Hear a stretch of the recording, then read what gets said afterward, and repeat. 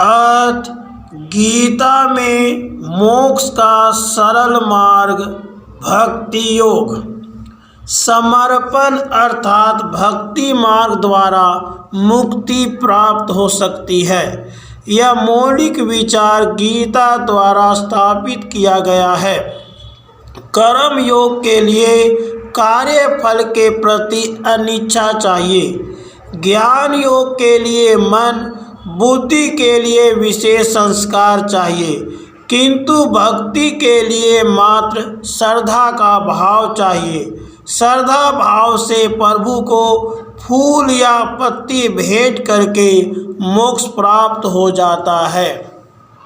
भक्ति योग गीता के 12वें अध्याय का मुख्य विषय है, किंतु 5वें अध्याय के इस अंतिम श्लोक से इस विषय का आरंभ हो जाता है।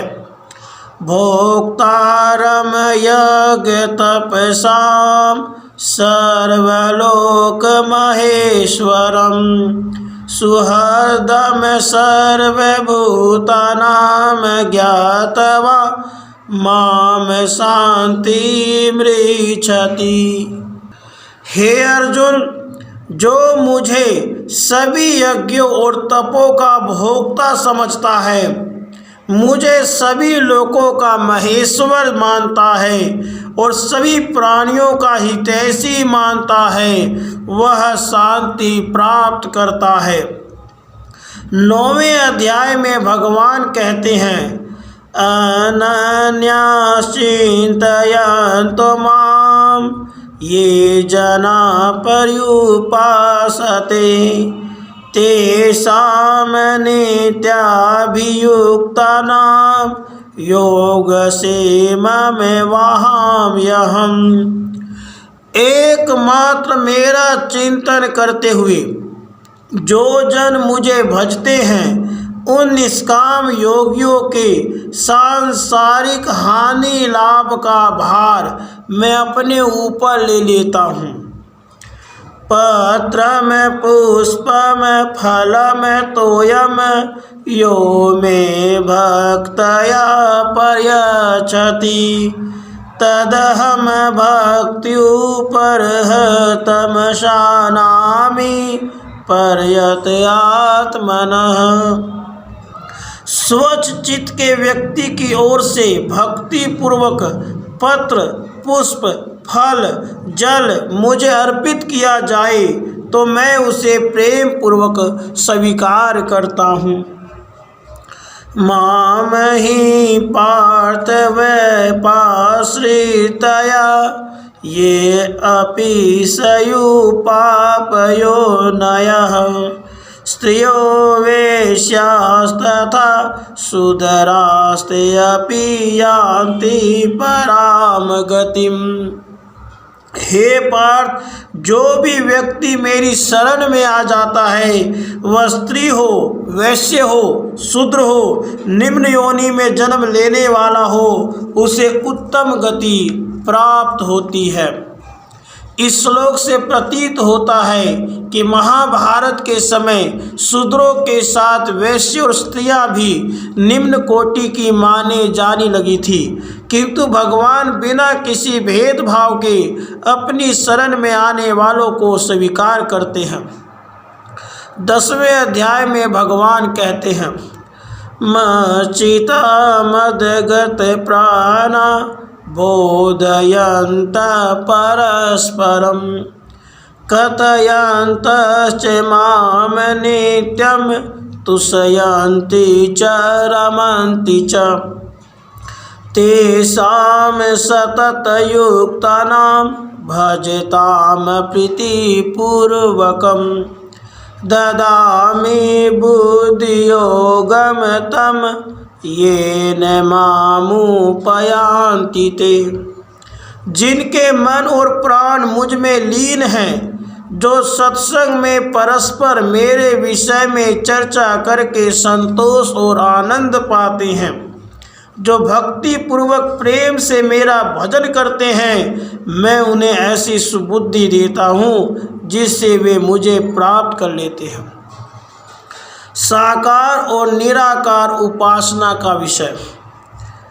प्रभु भक्ति के लाभ के विषय निरंतर सुनने रहने के उपरांत अर्जुन के मन में प्रश्न उपजता है कि साकार इष्ट की उपासना करनी उचित है या निराकार ब्रह्म की। गीता में अर्जुन का प्रश्न तथा श्री कृष्ण जी का उत्तर इस प्रकार है। अर्जुन उवाच एवं सतत युक्ताये भक्ता सतवाम पर्युपासते ये चाप्यक्षरमव्यक्तं तेषां के योगवित्तमा। अर्जुन जी बोले, जो भक्तजन आपके रूप आकार में लीन होकर सदैव आपकी उपासना करते हैं और जो अव्यक्त अर्थात निराकार अविनाशी ब्रह्म की उपासना करते हैं, इन दोनों प्रकार के योगियों में उत्तम कौन है। श्री भगवान उवाच मय्यावेश्य मनो ये मां नित्ययुक्ता उपासते श्रद्धया परयोपितास्ते मे युक्तमामता। श्री भगवान जी बोले, जो जन मुझ में स्थिर होकर श्रद्धा पूर्वक मेरी उपासना करते हैं, मेरे मत के अनुसार वे अन्य योगियों से अधिक श्रेष्ठ हैं। साकार उपासना के विषय में अपना मत प्रकट करके भगवान निराकार उपासना की विधि और उसमें लगने वाला श्रम बताते हैं।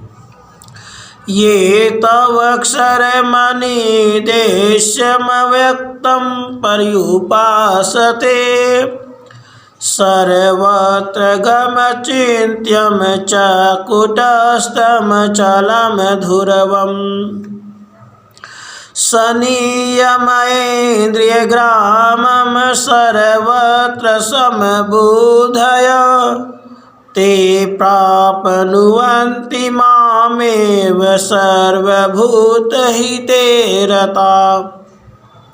जो व्यक्ति इंद्रियों को अपने अधीन करके सभी प्राणियों के कल्याण में लगकर सर्वव्यापी निराकार ब्रह्म की उपासना करते हैं, जो अविनाशी और दृढ़ है, अचल है, अटल है, स्थिर है, साथ ही अप्रकट होने के कारण बुद्धि की सीमा से परे है, उस निराकार की उपासना करके वे मुझे ही पाते हैं। क्लेशो अधिकतरस्तेषां व्यक्तासक्तचेतसाम् अव्यक्ता हि गतिर्दुःखं देवदभिर्वाप्यते। जिनका चित्त अव्यक्त अर्थात निराकार में लगा हुआ है, उन्हें साधना में श्रम करना पड़ता है, क्योंकि देहधारियों के लिए अव्यक्त की उपासना कष्टकर होती है। भगवान निराकार उपासना को साकार उपासना से कम करके नहीं बता रहे हैं, बल्कि इन श्लोकों में निराकार में टिकने के लिए लगने वाले श्रम के विषय में बता रहे हैं। भगवान इन श्लोकों में कहते हैं कि प्राणियों का कल्याण करने, मन और इंद्रियों पर संयम रखने का फल भी ईश्वर की उपासना करने जैसा है। यहाँ ध्यान देने योग्य बात यह है कि श्री कृष्ण जी के सामने प्रश्नकर्ता अर्जुन था। अर्जुन बहुमुखी स्वभाव का वीर पुरुष था। निराकार उपासना अंतर्मुखी जनों द्वारा होनी संभव है।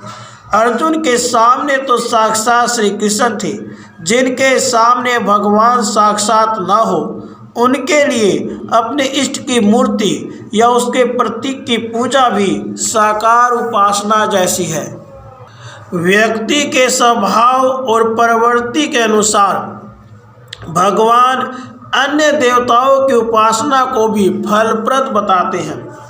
इस विषय में भगवान 4 अध्याय में कहते हैं, ये यथा माम परपद्यन्ते तांस्तथैव भजाम्यहम् मम वर्तमानो वर्तन्ते मनुष्या पार्थ सर्वशः कांक्षन्तः कर्मणां सिद्धिं यजन्त इह देवता क्षिप्रहि मानुषे सिद्धिर्भवति कर्मजा।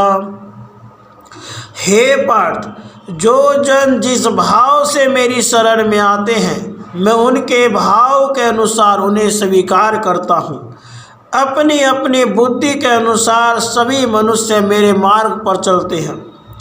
इस मनुष्य लोक में कर्मों का फल पाने के लिए जो जन यज्ञ द्वारा देवताओं की पूजा करते हैं उनके कर्मों से उन्हें शीघ्र सिद्धि प्राप्त होती है। यहाँ यह प्रश्न उठता है कि यदि देवताओं की पूजा का फल अधिक शीघ्र मिलता है तो निराकार ईश्वर की उपासना का कठिन मार्ग क्यों अपनाया जाए। इस संभावित प्रश्न का उत्तर यह है कि यदि व्यक्ति को अपने स्वभाव और रुचि के अनुसार इष्ट मिलता है तो अपने इष्ट के प्रति उसका मन अधिक हो जाता है। व्यवहारिक जीवन में हम अपने रुचि के मित्र चुनते हैं, आध्यात्मिक क्षेत्र में अपनी रुचि के देव चुनते हैं। अपनी रुचि के देव के प्रति साधना करने से शीघ्र एकाग्रता होती है। भगवान हर व्यक्ति के मूल स्वभाव के अनुसार उसे साधना का फल देते हैं। भगवान के निकट महत्व इस बात का नहीं कि आस्था किस देव के प्रति है, महत्व इस बात का है कि आस्था प्रगाढ़ कितनी है। राधे कृष्ण, राधे कृष्ण।